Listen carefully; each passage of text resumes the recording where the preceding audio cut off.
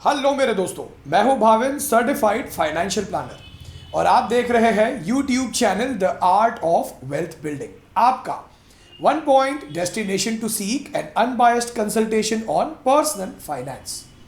दोस्तों, रिसेंटली पिछले कुछ महीनों से सडनली जो है स्टॉक मार्केट्स बहुत ज़्यादा वॉलेटाइल हो गए हैं। तो let us try to understand कि ये वॉलेटिलिटी स्टॉक मार्केट में क्यों हो रही है और एज एन इन्वेस्टर आपको क्या एक्सपेक्टेशंस रखनी चाहिए आने वाले कुछ महीनों में या कुछ सालों में। So let us look at the factors one by one. Channel subscribe कीजिए, बेल आइकन पर क्लिक करके ऑल पर जरूर क्लिक कीजिए, तो आपको वीडियो अपलोड होते ही नोटिफिकेशन मिलेगा आपके स्मार्टफोन पर। सो दोस्तों, पहला रीजन कि स्टॉक मार्केट इतना ज्यादा वॉलेटाइल है वो ये है कि इन्फ्लेशन। अगर आप ऑब्जर्व करेंगे तो as of now not only India, even in the US, जो इन्फ्लेशन के रेट्स है वो ऑल टाइम हाई पर है।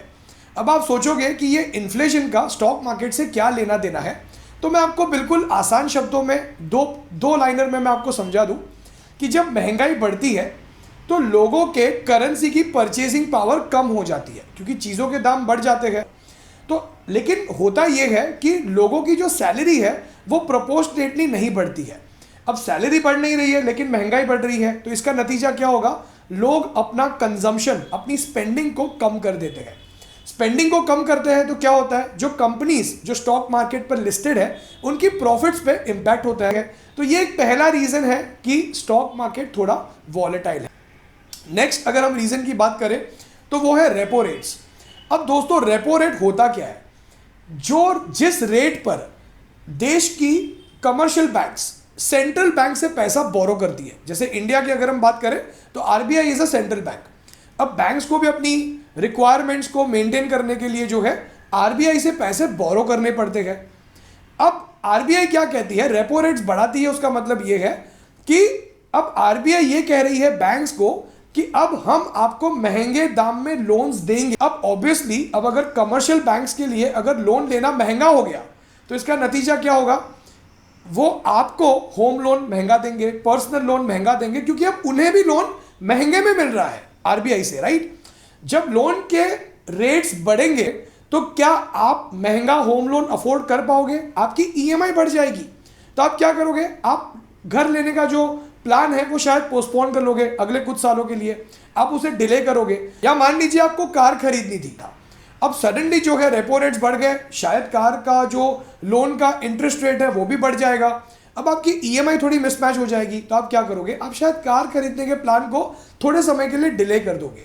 तो ये एक रीजन है कि जब रेपो रेट्स बढ़ते हैं तब कंजम्पशन कम हो जाता है क्योंकि लोन की दरें, the interest rates on the loan increases.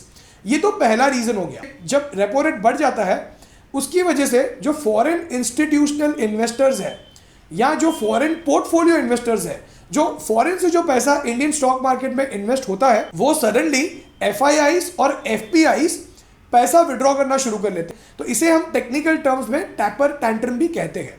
तो ये एक और रीजन है कि स्टॉक मार्केट थोड़े वॉलेटाइल हो गए हैं कि रेपो रेट्स अब बढ़ना शुरू हो गए हैं। देखिए दोस्तों, नॉर्मली जब रेपो रेट्स बढ़ते हैं ना, तब जो डेट इंस्ट्रूमेंट्स है उनके इंटरेस्ट रेट्स बढ़ना शुरू हो जाते हैं, जैसे कि एफडी हो गई। तो ऐसे केसेस में सेवर्स के लिए ज़्यादा बेनिफिशियल हो जाता है, लेकिन उसका उल्टा असर पड़ता है स्टॉक मार्केट पर। अब हम बात करते हैं थर्ड फैक्टर की जिसकी वजह से स्टॉक मार्केट्स इतने ज़्यादा वॉलेटाइल है। लेकिन इस फैक्टर को समझे उससे पहले दोस्तों, अभी थोड़ी देर पहले हमने इन्फ्लेशन की बात की। दोस्तों, इन्फ्लेशन आपको कोई अंदाज़ा नहीं है कि कितनी तेज़ी से जो ये this is called as a invisible monster.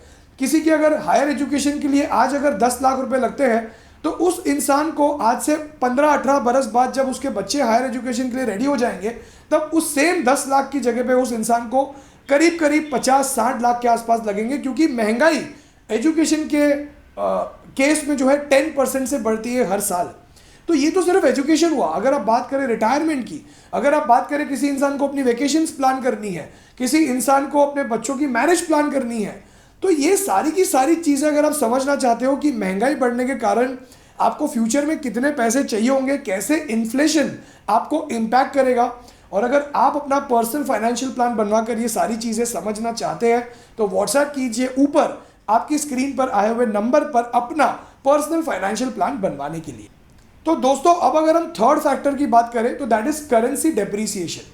अब कुछ ही महीनों पहले अगर आपको $1 खरीदना था तो आपको 74 रुपीज़ देने पड़ते थे, लेकिन आज उसी $1 को खरीदने के लिए आपको 77 रुपीज़ देने पड़ते हैं, विच मीन्स कि रुपया जो है वो डेप्रीशिएट हुआ है। अब अगर हम बात करें इंडिया के इंपोर्ट्स की, मान लीजिए अगर हम कोई चीज़ को इंपोर्ट करते हैं जहाँ पे हमें डॉलर्स में पैसे चुकाने पड़ते हैं, तो हमारे लिए इंपोर्ट जो है ये इंपोर्ट करना महंगा हो गया। तो ये एक और रीज़न है कि इंडिया के स्टॉक मार्केट्स पर जो है इसका इम्पैक्ट दिख रहा है, क्योंकि कंपनीज जो बाहर से कोई मशीनरीज इंपोर्ट करती थी या बाहर से कोई रॉ मटेरियल इंपोर्ट करती है तो उनका जो कॉस्ट है वो बढ़ गया है, उनकी जो ग्रोथ है वो स्लो डाउन हो गई है because of the rupee depreciation. तो ये था थर्ड रीज़न। अब अगर हम बात करें फोर्थ रीज़न की तो वो है हाई ऑयल प्राइजेस। आपको पता है दोस्तों इंडिया का 3/4 या 75% टू 80% जो रिक्वायरमेंट है इंडिया का ऑयल का, दैट वी इंपोर्ट। अब जब हमें इंपोर्ट करना पड़ता है ऑयल, तो अब ऑयल के दाम ऑलरेडी ज़्यादा है, अब ऐसे में रुपी भी गिरा हुआ है तो ऑयल का दाम भी बढ़ गया, प्लस हमें जो है डॉलर खरीदने के लिए ज़्यादा रुपया भी जो है देना पड़ रहा है। तो इसकी वजह से क्या हो रहा है, देश की जो करंट डेफिसिट है जो है वो बढ़ते जाएगी। तो ये एक और रीज़न है हाई ऑयल प्राइसेस, जिसकी वजह से जो है स्टॉक मार्केट्स ये समझ पा रहे हैं कि आने वाला जो कल है वो करंट डेफिसिट को बढ़ाएगा, जिसकी वजह से देश की जीडीपी स्लो डाउन हो जाएगी। और ये एक और रीज़न है कि हमारे स्टॉक मार्केट्स पिछले कुछ महीनों से वॉलेटाइल है। वैसे अगर हम स्टॉक मार्केट्स की बात करें दोस्तों, तो सिर्फ इंडिया के स्टॉक मार्केट्स वॉलेटाइल नहीं है, ये ऑल ओवर द वर्ल्ड के स्टॉक मार्केट्स आज के डेट में थोड़े ज़्यादा ही वॉलेटाइल है। अब अगर हम नेक्स्ट रीज़न की बात करें तो दोस्तों वो काफ़ी ऑब्वियस है, वो है war like situation. Already Russia और यूक्रेन का जो है वॉर चल रहा है। अभी रशिया यूक्रेन का तो अभी तक ख़त्म हुआ नहीं है और ऑलरेडी चाइना ताइवान की बातें हो रही है कि चाइना में सून इन्वेड ताइवान। नेक्स्ट अगर हम बात करें तो वो है पोस्ट पैंडेमिक इम्पैक्ट। पैंडेमिक के कारण काफ़ी समय तक काफ़ी देशों में, इवन इंडिया में काफ़ी समय तक लॉकडाउन लगा रहा।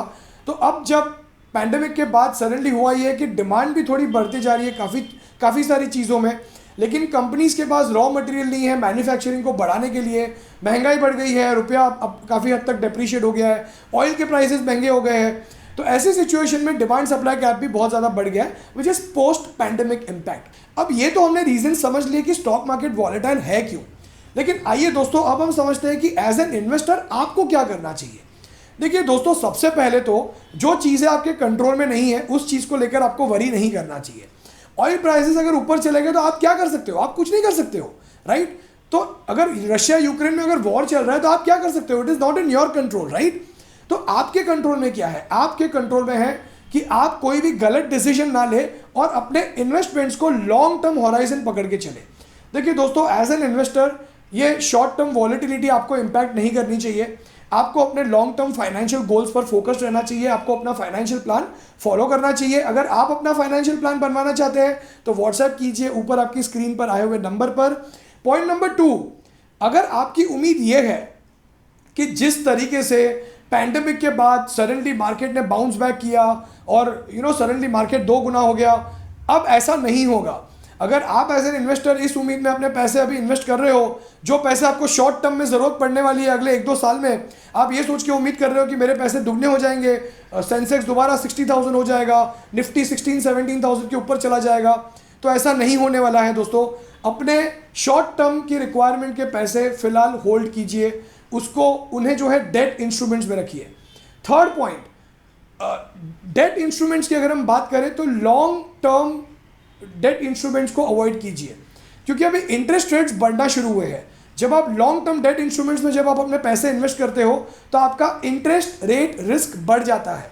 तो ऐसे में आपको ज़्यादा करके अपने शॉर्ट टर्म के लिए जो आपको पैसों की ज़रूरत है उन्हें आप liquid funds, ultra short duration funds में आप पार्क कर सकते हैं। ये एक और प्रिकॉशन जो आपको लेना चाहिए, अगर आपके पास कुछ लमसम पैसा पड़ा हुआ है, आपने सोचा अरे मार्केट इतना गिर गया मैं एक दिन में डाल दूंगा, ऐसा मत कीजिए। पहली बात तो अपना इमरजेंसी फंड मेंटेन कीजिए।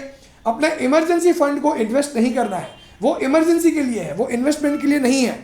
उसके अलावा अगर आपके पास कुछ लमसम पैसा है जिसकी ज़रूरत आपको अगले 10-12 सालों में नहीं पड़ने वाली है, तो ही उस पैसे को डिवाइड कीजिए डिपेंडिंग ऑन द अमाउंट। 12 महीनों में, 18 महीनों में, 20 महीनों में, 30 महीनों में डिवाइड करके डालिए। ग्रीडी मत बनिए कि मैं इन पैसों को आज डाल दूंगा, 6 महीने में मेरे पैसे डबल हो जाएंगे, नहीं। And a word of caution, we might have entered into a bear zone. Chances है कि मार्केट अब बहुत ज़्यादा रेंज बाउंड हो जाएंगे, 52, 54, 52, 54 के बीच जो है सेंसेक्स चलते रहेगा। तो ऐसे में अगर आप उम्मीद कर रहे हो कि मेरे पैसे डबल हो जाएंगे अगले 2-3 सालों में, तो दोस्तों ये उम्मीद आपकी गलत है। आपको एटलीस्ट यहाँ से 10 साल का विजन रख के ही आपको अपने पैसे इन्वेस्ट करने होंगे।